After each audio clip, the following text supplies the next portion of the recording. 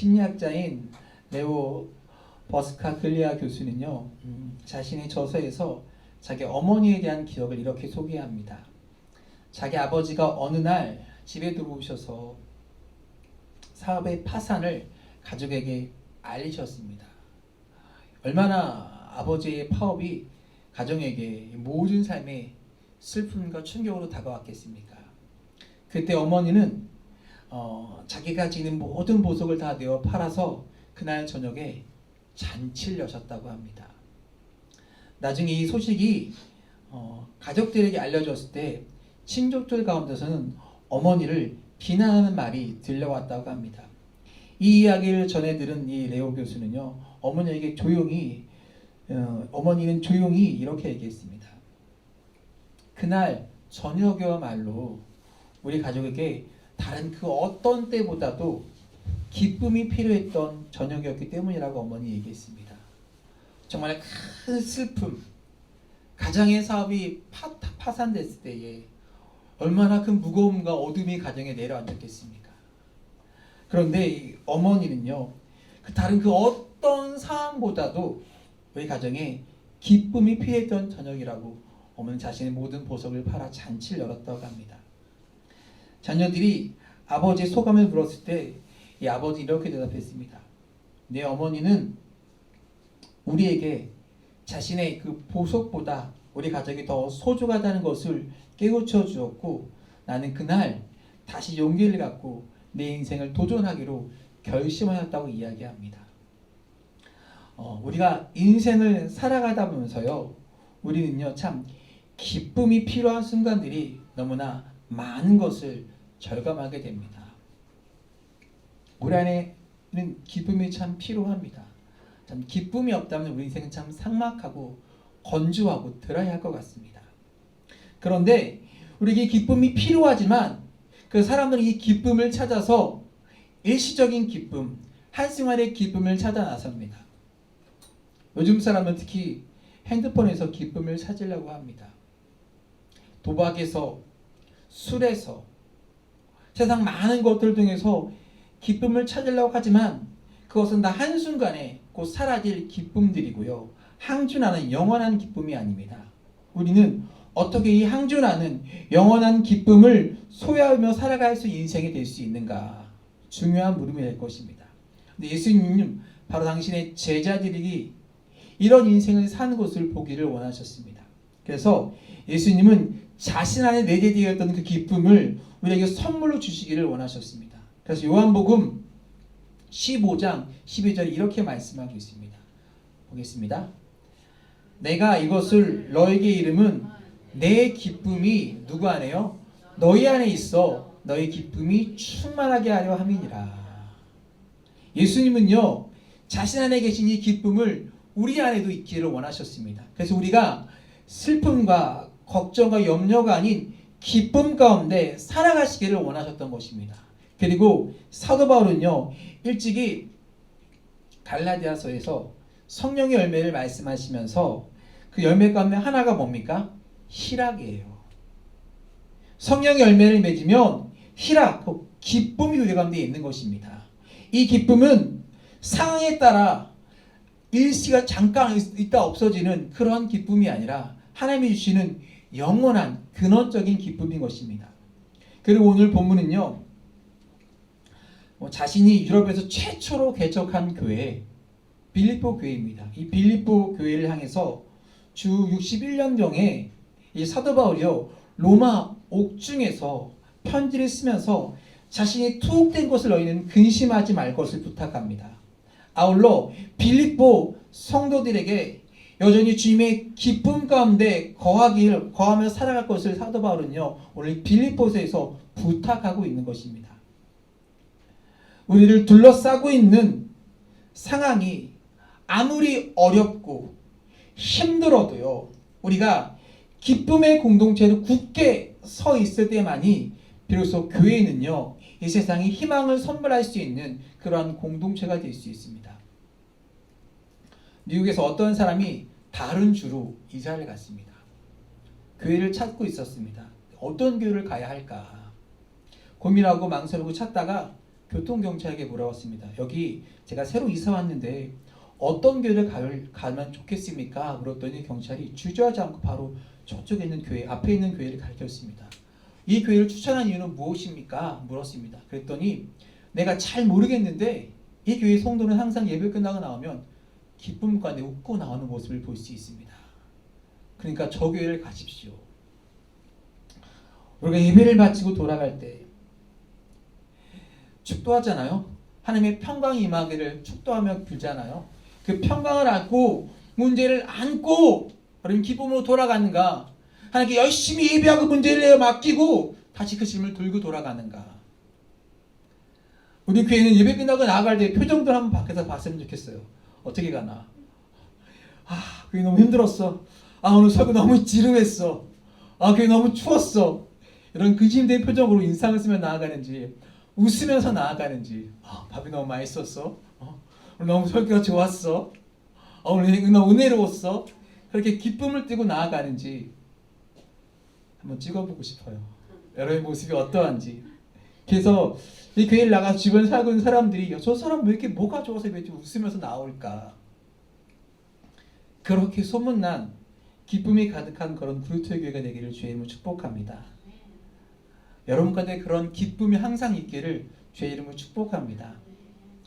특별히 오늘 본문은요, 우리가 기쁨을 잃지 않는 성도로 살아가기 위해서, 그리고 기쁨의 공동체가 되기 위해서 그것을 극복해야 할 두 가지를 이야기하고 있습니다. 우리가 기쁨의 공동체를 이루기 위해서 우리가 극복해야 할 여러분 두 가지는 무엇인지 아십니까? 우리 기쁨을 빼앗는 첫 번째는 무엇이냐면 이것입니다. 뭐예요? 관계적 갈등이에요. 여러분, 우리 인생을 살아가면서 기쁨을 빼앗는 가장 빈번한 이유는요, 인간관계의 갈등입니다. 멀리 가지 않아요. 집에서도요, 이놈의 자식들이 말 한마디에 부부의 기분을 확 상하게 하잖아요.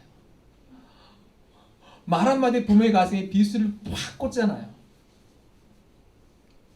그리고 일하는 직장에서도, 만나는 사람들도 한때 친밀한 인간관계로 기쁨을 누리고 살아가던 사람들이요, 서로 상처를 주고 등지며 살 때 우린 참 기쁨을 잃어갑니다. 이것은 여러분 교회 생활도요 예외가 아닙니다. 사람이 모여 있는 곳이기에 한때 내가 기쁘게 교제했고 함께 친밀하게 삶을 나눴고 마음을 같이 하고 같이 모이고 같이 예배하고 같이 생활했던, 함께 주회를 했던 그 교회 성도들도요, 문제가 생기고 갈등이 생겨서 서로 얼굴을 피해야 할 때 교회 내도 참 많은 갈등이 일어납니다. 서로 열심히 하기 위해서 갈등이 일어나고요, 많은 문제들 가운데도 갈등이 일어나서 서로 상처가 생기고 얼굴을 피해하고, 우리는 문자 그대로요, 교회 생활의 보람과 행복을 잃고 살아가는 사람이 있습니다. 교회 안에서 상처받고 관계 안에서 상처받고 교회를 떠나는 사람, 교회를 기피하는 사람, 웃음을 잃어버린 사람, 교회는 가고 싶은 교회, 기쁨이 있는 교회, 행복이 있는 교회가 아니라 이제 부담스럽고 피하고 싶은 곳이 되어버려서 이런 문제가 바로 빌립보 교회 안에 일어났던 것입니다. 오늘 본문 4장 2절을 보십시오. 4장 2절입니다. 성경 보셔야 돼요. 내가 유오디아를 권하고 순두계를 권하노니 주 안에서 같은 마음을 품으라. 이 말씀을 통해 보면요, 유오디아와 순두계는요, 순두계는 빌립보 교회 안에서 헌신적으로 열심히 누구보다 복음을 위해 수고했던 두 명의 여성 지도자였습니다. 사도 바울이 3절에서도요, 복음에 나와 함께 힘쓰던 저 부녀들이라고 표현하고 있습니다. 바로 이런 유오디아와 순두계를 생각했을 것입니다. 그런데 이들이 같은 마음을 품지 못하고 갈등을 빚는 어떤 일이 일어났고요, 이것이 빌립보 교회 공동체를 아프게 만들었고 그래서 사도 바울이 이 편지를 쓰게 되는 직접적인 동기를 이들이 제공했던 것입니다. 왜? 교회 안에 갈등으로 인해서 아픔이, 기쁨이 상실했기 때문입니다. 이 관계적 갈등이 교회 안에 이 기쁨을 빼앗아 갔던 것입니다. 빌립보서 2장 2절과 3절 말씀은요, 우리로 이런 배경을 더 확신하도록 만들어줍니다. 빌립보서 2장 2절과 3절 말씀 볼게요. 보겠습니다. 마음을 같이하여 같은 사랑을 가지고 뜻을 합하여 한 마음을 품어 아무 일이든지 다툼이나 허영으로 하지 말고 오직 겸손한 마음으로 각각 자기보다 남을 낮게 여기고. 틀림없이 같은 마음을 갖지 못하고 같은 뜻을 갖지 못한 어떤 성도들이요, 상호간에 그런 갈등들이요, 교회 안에 교제에 부담을 주었던 것을 분명히 말씀을 통해 짐작하게 하는 대목입니다. 사도 바울은요, 이런 빌립보 성도들에게 다시 2장 4절에서 이렇게 이야기합니다. 2장 4절에서 각기 자기 일을 돌아볼 뿐더러 또한 각각 다른 사람의 일을 돌아보아 나의 기쁨을 충만하게 하라고 말씀을 부탁하고 있습니다. 추측하건대 하나님의 일을 하면서도요, 종종 경험할 수 있는 자기 사역의 우선주의, 열심을 내다 보니까 이기심으로 빚어진 빌립보 교육 공동체 안에 갈등이 기쁨을 상처내고 있었고 빼앗고 있었습니다. 분명히 교회에 이런 문제가 생기면 교회는 급속도로 냉각하게 됩니다. 또 본문 5절에서도요, 사도 바울은요, 이런 인간적인 갈등의 처방으로 뭘 이야기하고 있습니까? 5절 말씀 읽을게요. 너희 간용을 모든 사람에게 어떻게 하라고요? 알게 하라. 주께서 가까우시니라 라고 써 있습니다. 분명히 사람이 모인 곳에 교회 안에 갈등이 없을 수가 없습니다. 갈등이 있어요. 문제가 있습니다. 문제가 없는 곳이 없으니까. 갈등이 있고 문제가 있고 다툼이 있고 분쟁이 있어. 왜? 우리 마음이 다 틀리기 때문에, 하는 방식이 다 틀리기 때문에. 그런데 갈등이 있고 문제가 있을 때 성경은 모르게 뭐라고 이야기하냐면 너희 간용을 모든 사람에게 나타내라고 말씀하고 있습니다. 간용이란 말은 다른 말로 뭐냐면 부드러운 절제란 뜻입니다. 어떤 현대 영어 성경에서는요, 젠틀리스라고 표현하고 있고요, 간용 있는 사람이 젠틀맨이 되는 것입니다. 그는 비본질적인 문제를 가지고 싸움이 되지 않도록 자기를 절제할 줄 아는 사람입니다. 간용 있는 사람은요, 결코 경직된 사람이 아닙니다. 그는 부드럽고 온유해서요, 이웃을 용서할 수 있는 사람입니다. 사도 바울은요, 우리가 친한 사람뿐만 아니라 모든 사람에게 너의 간용을 알게 하라고 말씀하고 있습니다. 그런데 교회 안에 어떤 또 많은 사람들은요, 이 간용이 안 돼요. 굉장히 강직해요. 내가 아무리 그 갈등을 풀려고 해도 어떤 사람은요, 받아들이지 않는 사람이 있어요. 이런 사람 있죠. 난 한 번 아니면 아니야. 안 풀어요. 원통을 안 풀어요. 관용한 사람이 아니에요. 그리고요, 한 번은 아니라고 끝을 내고 교회를 나가버리는 사람들. 아무리 찾아가고 아무리 기도해도 안 푸는 사람이 있어요. 하나님께 맡기는 거예요. 기도하는 거예요. 근데 하나님의 은혜가 있는 사람은요, 그 간용을, 부드러운 절제를요, 부드럽고 온유해서 이웃을 용서할 수 있는 마음을 품은 사람입니다. 근데 그 간용을 모든 사람에게 나타내려고. 왜? 주께서 가까우시기 때문이라고 말씀합니다. 이 말은요, 두 가지 의미로 해석할 수 있습니다. 하나는 주의 재림이 가깝기 때문이에요. 주께서 오시는 날 우리가 주 앞에 서서 심판을 받을 때 우리 자신은요, 무엇보다도 주께서 여러분의 허물에 대해서 간용을 베풀어달라고 우리는 하나님께 호소할 것입니다. 그때 주님께서 그러면 너는 너에게 필요한 간용을 얼마나 이웃들에게 베풀고 살았느냐라고 물으실 것입니다. 또 하나 가능한 해석은요, 우리가 언제 죽어서 주님 앞에 서게 될지 모르기 때문이에요. 그때가 동시에 어떤 날이냐면요, 우리의 인생을 결산한 날이라면 그날 부끄러움 없이 이웃들과 관계하며 살았음을 주께 보고하도록 우리는 준비하는 삶을 살아야 하기 때문입니다. 이런 삶의 태도만이 우리로 기쁨의 삶을 살도록 우리를 돕는 것입니다. 다시 4절 말씀의 권면을 볼까요? 4절에 주 안에서 뭐라고요? 항상 기뻐하라. 내가 다시 말하노니 기뻐하라. 이 말씀은요, 결코 한순간 우리에게 느껴지는 그런 감정적 환희를 강조하는 말씀이 아닙니다. 왜 사도 바울은 여기서 주 안에서라고 말씀하고 있을까요? 이 표현은요, 본문 시작된 4장 1절에서 나옵니다. 여기서 바울은요, 빌립보 성도들에게 주 안에 서라라고 말씀하고 있습니다. 그는 빌립보 성도들이 주 안에서 새로운 피조물이 된 사람이라면 성도답게 굳게 서서 살아가는 모습을 보고 싶어 하는 것입니다. 근데 왜 여기서 주 안에서 항상이라는 말을 강조했을까요? 지금 사도는요, 일관성 있는 삶의 태도로서 기쁨을 강조하고 있는 것입니다. 그리고 우리 이런 삶은 우리 주변의 모든 인간관계에 유연성 있는 태도, 곧 간용 있는 삶의 여유 없이 누릴 수 없는 삶의 모습인 것입니다. 간용이 없는 사람은요, 여유 없는 사람은요, 이런 삶의 모습을 보일 수가 없는 것입니다. 인간관계에 종사하는 한 그리스도 전문가는 어떠한 상황 속에서도 생산적인 결과를 이끌어낼 수 있는 인간관계 5가지를 이야기합니다. 첫 번째 뭐냐면요, 많이 듣고 적게 말하래요. 그렇죠? 아무래도 말을 많이 하면요, 말을 많이 하는 자는 실수할 수밖에 없습니다. 그러니까 우리가 더 신앙이 깊어지면 깊어질수록 잘 듣고요, 입은 다물어야 돼요. 근데 선배들이 그러잖아요. 마음은 열고 지갑 열고 입은 다물라고.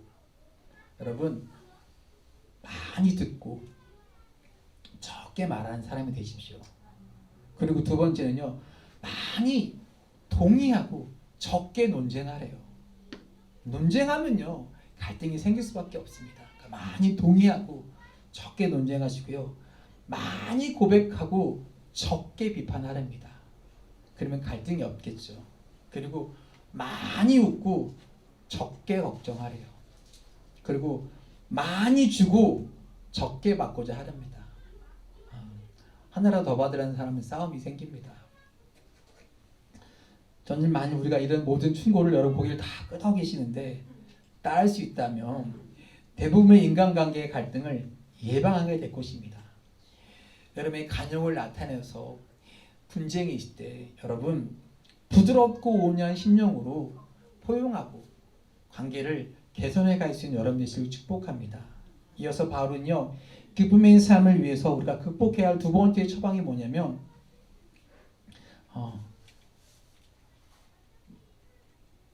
뭘까요? 상황적 염려를 극복하라고 말합니다. 인간관계의 갈등 못지않게 우리의 기쁨을 빼앗아가는 게 뭔지 아십니까? 염려예요. 우리는요, 수많은 염려를 가지고 살아가면서 그 염려가 우리 마음에 있는 기쁨을 빼앗아갑니다. 오늘 본문의 6절에 염려라는 단어는요, 본래 마음을 나눈다는 뜻입니다.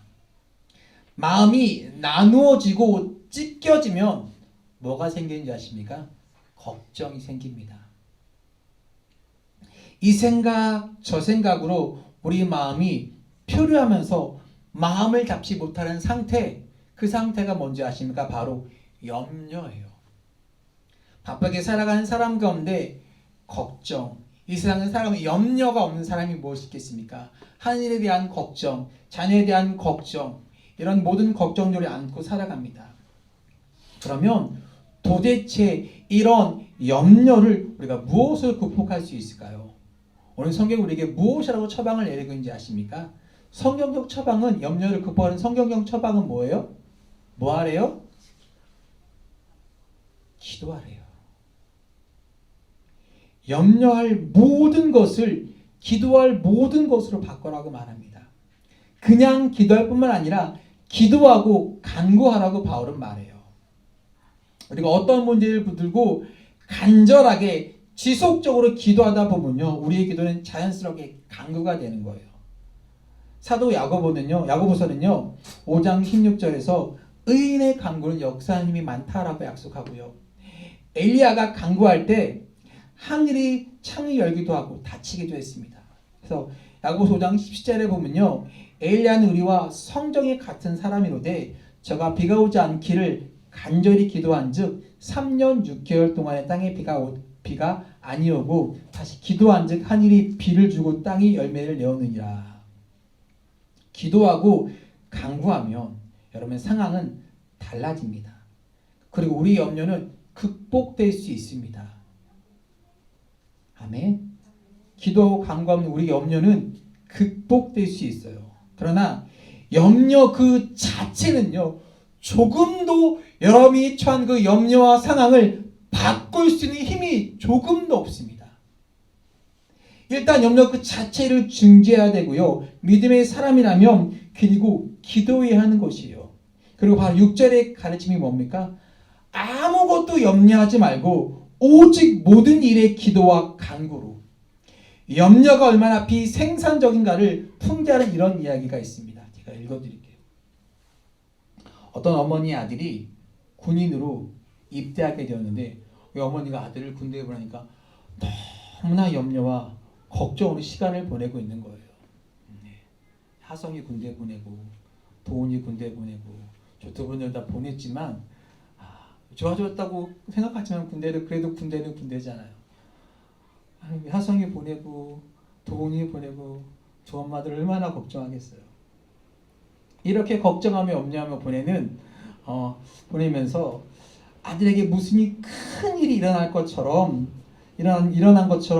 다른 아무 일도 못하고 있는 모습을 보면서 어떤 익살스러운 분이 위로한답시고 이렇게 말했어요. 대개 아들은 앞으로 둘 중에 하나가 될 것입니다. 후방이 배치되든지 전방이 배치될 것입니다. 후방이 배치된다면 별로 염려할 필요가 없습니다. 만약에 전방에 배치된다면 조금 염려가 되실 것입니다. 그러나 전방에 배치되어도 둘 중에 하나가 될 것입니다. 전방에서도 안전한 곳에 있게 되거나 위험한 곳에 있게 되거나 둘 중에 하나입니다. 안전한 곳에 있게 되면 물론 염려할 필요가 없습니다. 위험한 곳에 있게 되면 조금 염려가 되실 것입니다. 그러나 위험한 곳에 있게 되어도 둘 중에 하나입니다. 부상을 당하거나 부상을 당하지 않거나. 부상을 당하지 않는다면 염려할 필요가 없을 것입니다. 부상당하면 물론 염려가 되실 것입니다. 그러나 부상당해도 둘 중에 하나일 것입니다. 회복되거나 회복되지 못하고 죽을 것입니다. 회복된다면 염려할 필요가 없습니다. 그러나 불행히도 대개 아들이 죽는다면 더 이상 염려해봤자 아무 소용이 없을 것입니다. 그러니 소용없는 염려람 하지 마십시오. 이렇게 말했대요. 물론 지어낸 유머겠지만 이 말이 일리가 있어요. 여러분 염려해서 문제가 해결된다면 도움이 된다면 왜 염려하지 않겠습니까? 여러분 염려로 문제가 해결되겠습니까? 상황이 바뀌겠습니까? 근데 성경은요, 염려 대신에 뭐하래요? 기도하고 간구하라고 우리에게 성경은 누누이 강조합니다. 우리의 기도와 간구가 상황을 바꿀 수 있다면 얼마나 다행입니까? 믿음의 사람들은 위기와 어려움과 염려 속에 하나님의 약속을 믿고 얼마나 많이 기도해서 그 상황을 바꾸고 극복하고 위기를 넘어오고 여기까지 온 사람들입니까? 우리 하나님 우리에게 약속하지 않으셨습니까? 그래서 사도 바울이요, 우리가 기도하고 간구할 때 감사한 마음을 하나님께 아뢰라고 말씀하고 있어요. 다시 한번 6절을 볼까요? 아무것도 염려하지 말고 오직 모든 일에 기도와 간구로 너희 구할 걸 어떻게 해요? 감사함을 하나님께 아뢰라. 그렇게 하면 하나님이 어떻게 하시겠다고 약속하셨습니까? 그 약속 말씀이 7절 말씀이에요. 그리하면 모든 제각에 뛰어난 하나님의 평강이 그리스도 예수 안에서 너희의 마음과 생각을 지키시리라. 표준 세번역에는요, 그리하면 사람의 헤아림을 뛰어넘는 사람으로는 감당할 수 없는, 생각할 수 없는 하나님의 평화가 여러분들의 마음과 생각을 지키실 거라고 말씀하고, 예수 그리스도 안에서 지켜주실 것이라고 말씀하고 있습니다. 한 성경은요, 이러한 상태를요, 일체의 물결이 잔잔하여 고요한 호수에 비교했습니다. 이런 호수 앞에 서면요, 호수의 깊은 곳까지 다 들여다 보입니다. 하나님의 평화가 임한 마음이 그런 것입니다. 이제 그 마음이 더 이상 동요할 필요가 없어요. 그는 염려할 수밖에 없는 상황 속에서도 흔들리지 않고 하나님께 맡기며 기도하며 감사하며 기뻐하는 것입니다. 그리고 그는 이제 모든 것을 하나님의 마음으로 잘 판단할 수 있게 되는 것입니다. 마침내 그는요, 하나님의 지혜로 인생의 위기를 기회로 바꾸게 되는 것입니다. 저는 진실로 우리 교회 공동체에 속한 그루터교회 모든 가족들이 이렇게 기도하며 염려와 상황을 극복하는 그런 모습들을 보며 목회하고 싶습니다. 목사님 어떻게 해요? 근심하며 염려하지 말고 제게 기도를 요청하시고 공동체 증거기도를 요청하시고 상황을 넘어 일하시는 하나님께 간구하는 것입니다.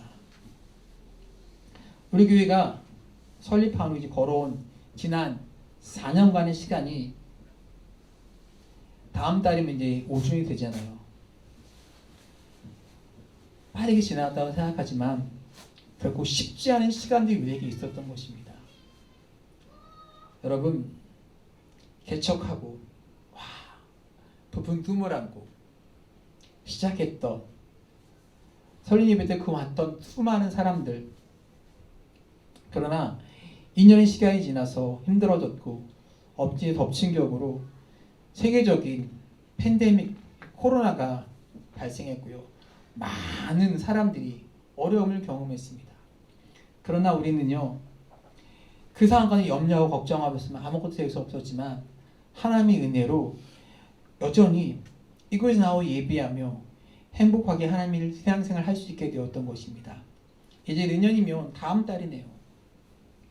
5주년을 맞아 계속해서 하나님의 은혜 가운데 우리는 믿음의 길을 걸어가게 될 것입니다.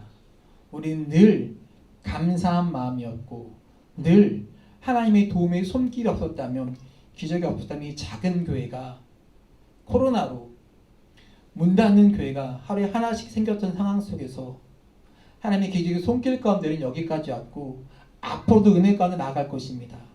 한마디로 모든 것이 하나님의 여러분 은혜였던 것입니다. 이제 이렇게 맞이하는 우리에게 5주년 축제를 통해서 우리 그루터교의 모든 가족들이 세상이 목마르게 찾는 그 기쁨의 유일한 근원이신 예수 그리스도의 이름으로 이 지역 상을 향해서 그분만이 우리의 소망이며 능력임을, 무엇보다도 그분 때문에 우리가 누구도 헤아릴 수 없는 성령의 기쁨에 잠겨 살아가시는 그런 우리 그루터기 교회 성도님이 되시길 주의 이름으로 축복합니다. 여러분, 감옥에서도 쇠사슬에 매여서도 바울에게서 뺏어가지 못한 이 기쁨이 여러분 설립 5주년을 맞아 우리 모두의 기쁨이 되기를 주의 이름으로 축복합니다.